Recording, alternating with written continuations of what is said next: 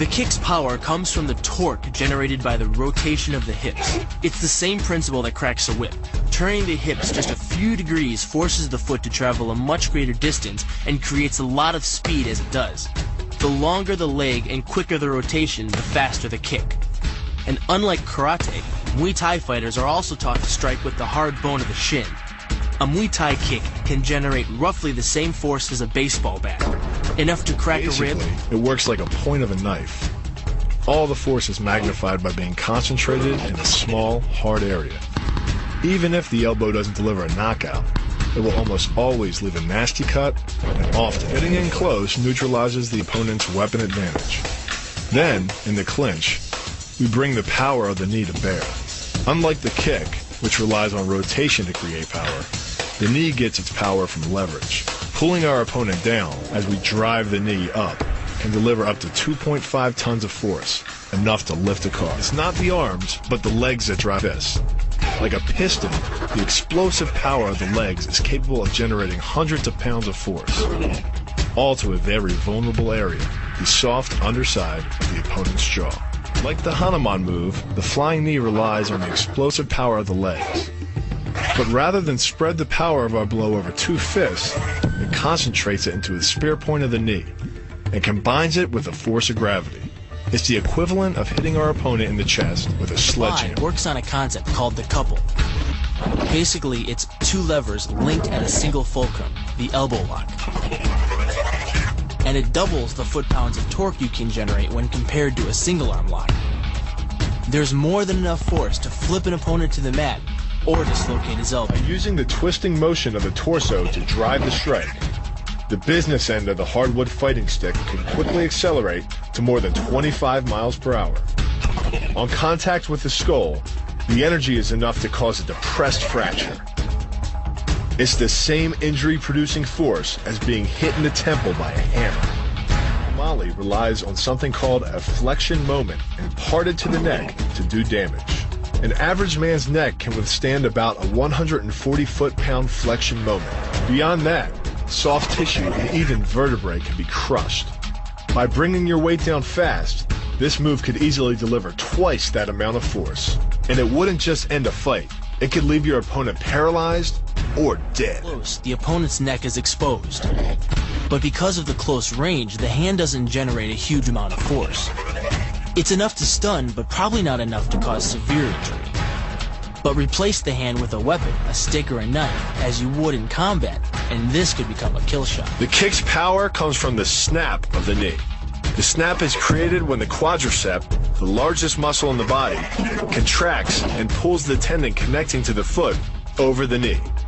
Using the knee as a pulley, the strength of the quad is enough to accelerate your foot to speeds close to 30 miles per hour.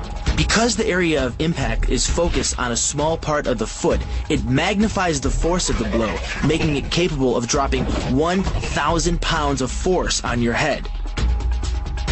It's like getting whacked in the head with a Louisville slugger. It works by taking the opponent's blow at an angle, which deflects the energy of the blow away from the vulnerable torso. The harder you block, the further his blow will be deflected, and the more open he'll be to a counter-strike. Rotating your fist 180 degrees right before it strikes the intended target. The twisting snap of the arm maximizes the speed of the punch and magnifies the force of the blow by concentrating the impact on the first two knuckles of your hand. Done correctly, it can deliver as much energy as a bowling ball dropped from the top of a house, more than enough to cause soft tissue damage or break a rib. Because it swings through such a wide arc, the wrist is moving at speeds of up to 43 miles per hour. And since the radius doesn't deflect or compress nearly as much as a fist, it can deliver a staggering blow, like being hit with an axe handle. This roundhouse kick is designed for maximum impact. With the powerful muscles of the thigh yanking the tendon over the knee, the foot accelerates from 0 to 21 miles per hour in just 1/3 of a second. Combine that with the reinforced shoe, and this kick can drive the nose bone back up into the brain.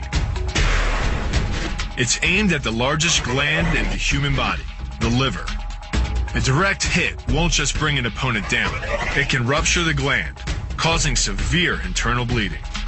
But the liver is well protected by the rib cage, so the kick must be accurate to within half an inch. In this move, the forward propulsion of the hips, combined with the piston motion of the lower leg, can send well over 700 pounds of force directly through the rigid bone of the heel.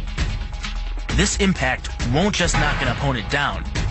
The force is enough to permanently damage his kneecap, leading with the near arm. The first jab travels the shortest distance to the opponent, so what it lacks in force, it makes up for in speed.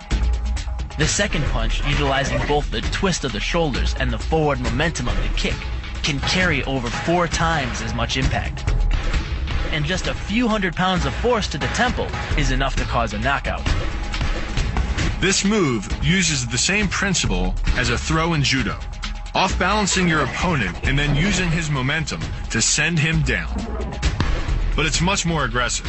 The sweep here is actually a strike to one of the most sensitive areas of the body, the Achilles tendon. The Achilles tendon.